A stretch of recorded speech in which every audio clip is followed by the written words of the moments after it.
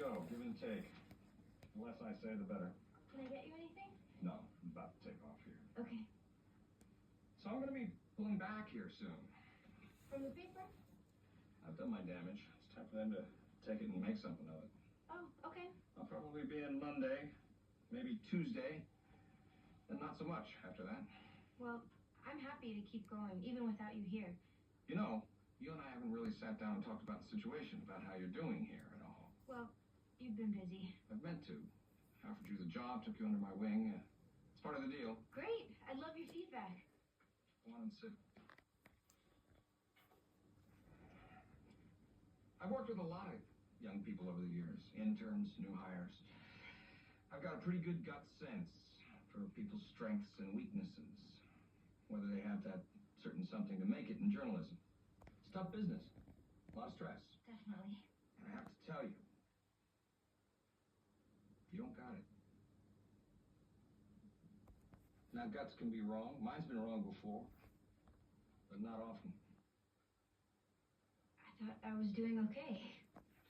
I just don't think you really have the drive to put yourself out there, to be honest. To get a story, to dig. I mean, just now in this meeting, I encouraged everyone to say whatever they wanted. You said nothing. I wasn't sure if I should. Exactly. I mean, you saw Harry. He jumped right into the fire. You didn't. But Harry's not an intern. Doesn't matter. I've always done what's asked of me. See, the thing is, in the real world, it's not always good enough to do just what's asked of you. But I thought I was in a really good rhythm with everyone here. I'm not saying you're not competent or smart. You're terrific. Are you Mitchum?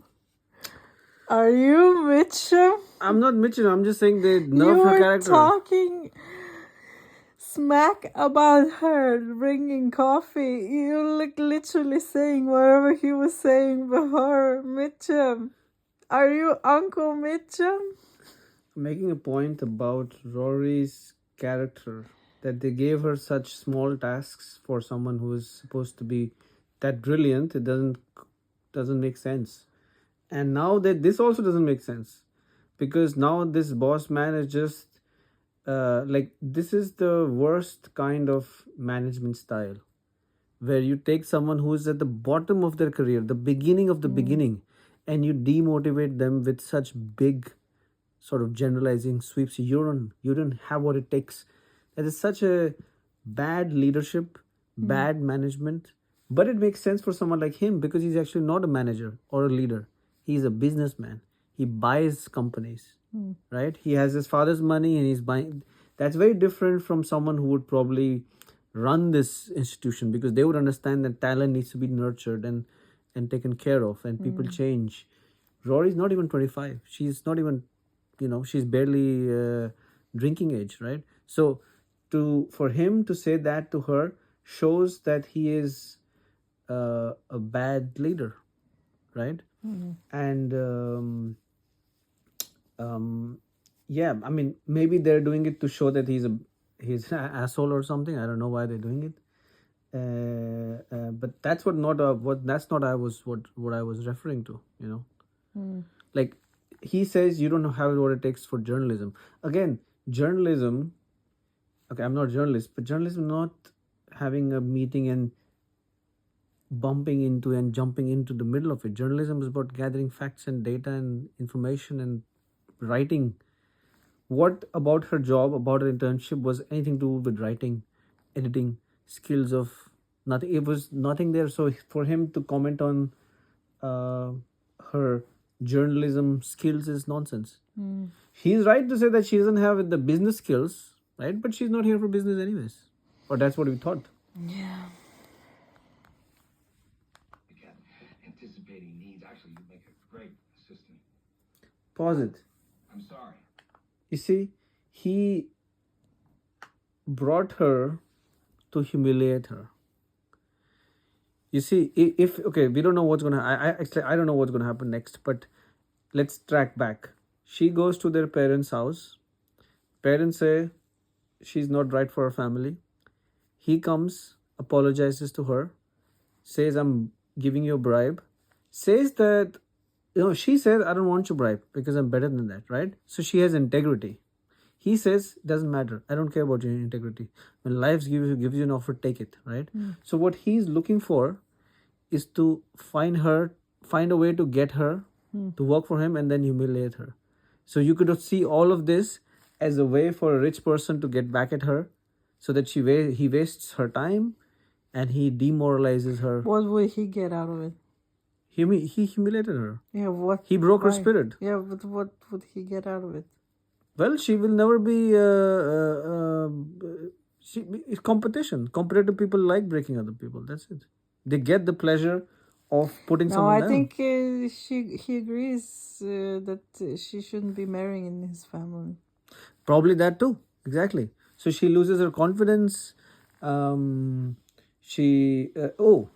another angle to it. Maybe he thinks that by calling her, you're good for an assistant, she will drop her career ambitions. And that was one of the big problems that the Huntsbergers had, that the woman, even though they like that she's in Yale, they don't like that she wants to be a journalist and travel the world and do her own thing. So by this, isn't Mitchum sort of planting the seeds of doubt and demotivating her so that she sees herself as less than what she is? Ugly, ugly, ugly. In any which way, this is very ugly, this behavior, right? And also on top of that, he is telling her, with the fact that Logan is dating her, his son is dating this girl. So even if she were, let's say if she wasn't, she didn't do anything wrong, but even if she did something wrong, most normal people would have some tact to say that, you know what, you need some training. You were great, but I can recommend these kind of skills that you might develop, which can get you to the, If it's true. if it's true. So in all ways, he has done the wrong thing. The worst thing they could do is to do this. So he did it out of ulterior motives. It looks like it. He did it so that he could humiliate his son's girlfriend, because firstly he has some resentment towards his son, probably because the son doesn't do what he wants, and he has resentment towards Rory. Maybe there's some business feud between him and the Gilmores, right? Maybe at some wedding the Gilmore said something to him and he didn't like it, so he's like, okay, let me call her, toy her around, and then, No, they're just not rich enough. yeah, that's also there. That's also It's there. not my pleasure to disappoint someone like you, especially you. Not with the extenuating circumstances. But it's healthy. I don't know any other way. I don't BS. I should get back. Yeah, but see, I don't BS. Pause it. It's telling that a person who has no skills, right, would say such a statement. People like him, they think that their sixth sense intuition is right, because they think that their sixth sense is the reason they make good business choices. They don't value craft and skill. Journalism is a skill. It's a thing that you study in school, you practice over the years, you get better at it. This guy comes in and says you don't have it. It's typical, like spoiled brat behavior. Probably he got his position because of his dad's money also. Who knows? He didn't need it to grow. He didn't need to. All he needed to face was the fire, which is just conflict management. He doesn't understand skill and craft. He doesn't understand what does it mean to write an article, right? For him, it's about this personality cult. Can you fight? Can you jump in? Put your point. Doesn't matter what you say. Just say something, right? Just butt in, right? And that is maybe corporate world when you're in the management class. To just say something, raise your finger and wag, and people are impressed by that nonsense. But for actual journalists, I would imagine the skill is important. Learning is important, right? The truth is important. He never critiqued her grasp on stories. He never critiqued how her prose is. He never critiqued her writing. He never critiqued her fact collection. What did he critique? You don't have it in you. How do you know that? Hey, listen, I know this is rough, but I may have just done you a big favor. Pause it. This is, in my view, classic narcissistic behavior. You destroy someone, but you make them think that, oh, I did you a favor. Like they're now rubbing it in. They stabbed you, and now they're twisting the knife, and they're feeling good about it. That I've done you a favor, and maybe in his heart he thinks he's done a favor to Rory, because he thinks in his brain his judgment is the end judgment. Without expertise, because of his money, right? He thinks he can judge a young person instantly with whatever, I don't, maybe not instantly, but they worked for a few weeks, right? And I feel like that's a very narcissistic way of looking at life. 1 and 0, black and white. And it makes sense for a business person, because for a business person, any employee is a disposable asset. If the asset is asseting, right, giving you something, you keep it. If you see any reason you're not, you discard it. Especially when it's free, when it's an intern, right? I feel so bad for Rory. Yeah, exactly, because she was, in the character that she's playing, she was so happy about bringing coffees and being included, and she was happy in the mediocrity of the job. But to say this, that you're not fit for journalism itself, is quite a bit of a stretch. That's not, I didn't say that at any point before. I was just surprised that why is she acting like, but it looked like that's what the job was. And she was happy doing that. Now she's being told you're not good enough for journalism, but you didn't challenge her for journalism. How would you know if she's good or not?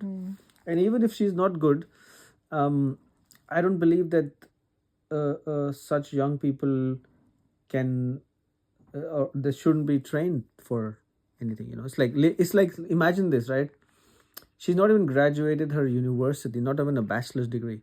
So it's like whatever her second year internship, and she's being told she can't be journalist. Of course she can't be. She's not had training for it. She's not finished her school.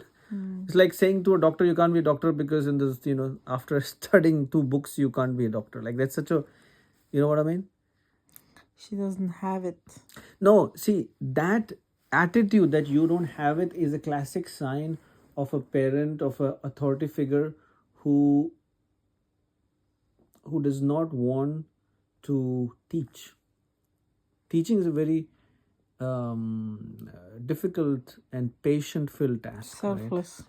It has to be selfless. It has to be judgmentless. Everyone learns in different ways. Now, I'm not saying that a businessman's You job have to is accept teach. where people are, which is like not good. Exactly. A business is always looking, he's only looking for her.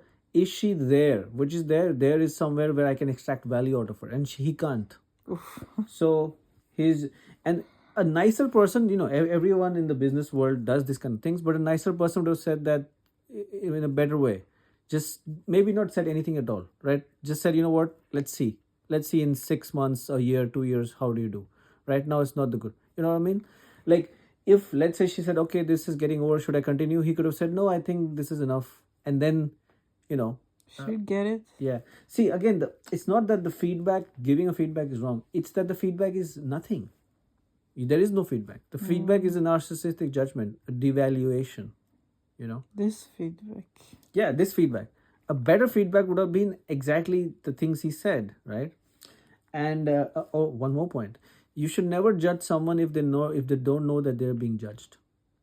Because Oof. you know what I mean? Like, if you bring in someone with the sense that I'm just apologizing for you and just take this internship, it's going to be nice for you. She's taking a summer internship, a few weeks off, to look at her with that scrutiny, without her knowing that it's that scrutiny, right? She didn't come here with that interview kind of an approach, right? So I don't know. I just feel like it's terrible the way he's treated her. Oh, okay. Thanks. She says thanks for the feedback. I mean, okay, that's a bit understandable in the sense that, like, she's distraught, she's devastated, right? They tried to show that she thought that he's a good guy. They tried to show that even though his family was bad, she was, and maybe that is, a bit of Rory's, like, that she has this blind spot especially for guys, male characters. It feels like she's not a good judge of character. She's just naive for now, like she's young. Yeah, I guess so. You could say generally, but I'm just observing that she chooses these people and she trusts them.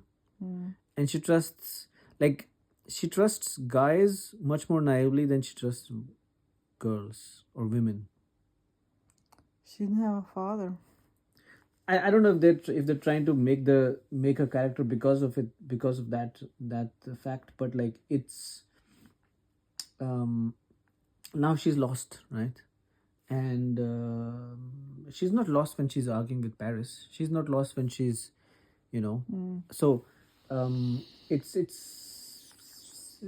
a bit strange. She's devastatingly lost.